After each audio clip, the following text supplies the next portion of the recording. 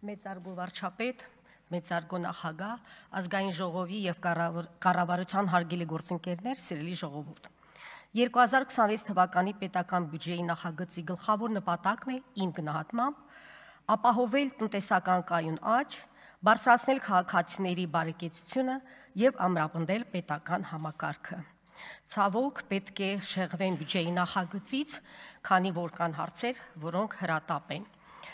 Անձեն աչքով երևում է երկու չընտրված նախագահների, Քոչարյանի և Սարգսյանի և նրանց արբանյակների ակտիվությունը։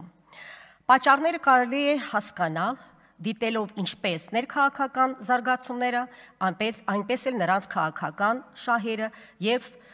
անցյալ դերակատարությունը։ Նրանք երկար տարիներ ղեկավարել են Հայաստանը և այսօր էլ հույս են դրել և հույս ունեն, որ ներքին և արտաքին ազդեցիկ քաղաքական կապերի միջոցով կարող են գալ իշխանության։ 2020 թվականից նրանք ամեն ինչ անում են երկրում քաղաքական ճգնաժամ ստեղծել կամ դժգոհություն առաջացնել իշխանությունից։ Նրանք փորձում էին և հիմա էլ են այդ նույն քայլերը կատարում, վերադարձնելու իրենց ազդեցությունը, ներկայացնելով իրենց որպես փորձառու ղեկավարներ, որոնք կարող են կայունություն բերել։ Նման փուլեր են եղել 2020 թվականի սեպտեմբերից հետո,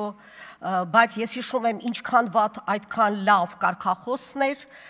այդ ժամանակ, 2021 թվականի արտահերթ ընտրություններից առաջ և այսօր էլ են ցանկանում նրանք գալ իշխանության, կրկին ներկայացնելով մեր իշխանությունը որպես ոչ կարող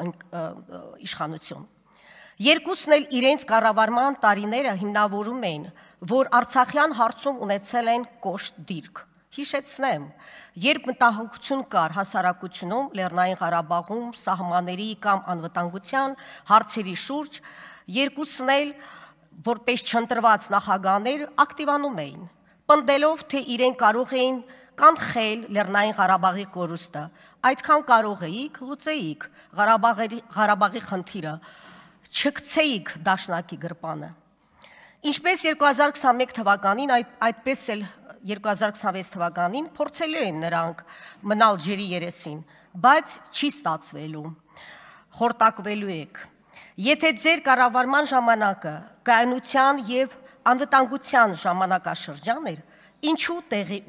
է տեղի ունեցել ոչ բռնի, թավշյա հեղափոխությունը։ Սիրելի ժողովուրդ, նրանց ակտիվացման հիմքում ընկած են հետևյալ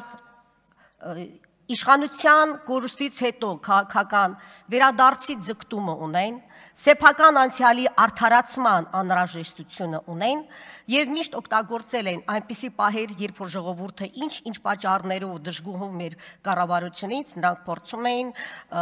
օգտագործել այդ ալիքները, այսինքն մի խոսքով ասեմ, ուժեղացնում են հիբրիդային պատերազմը։ Ասելիքը շատ է, կասեմ մյուս ելույթների ժամանակ, ուղղակի այսօր խնդրում եմ վաղարշաբաթի հարգելի ընտրողներ, նոյեմբերի 16-ին գնացենք ընտրատեղամասեր, վերցրեք համար 7 քվեաթերթիկը, դրանով դուք կընտրեք ազնվությունը, հոգատարությունը, աշխատանքը, Հայաստանի անկախությունը և ապագան։ Շնորհակալ եմ։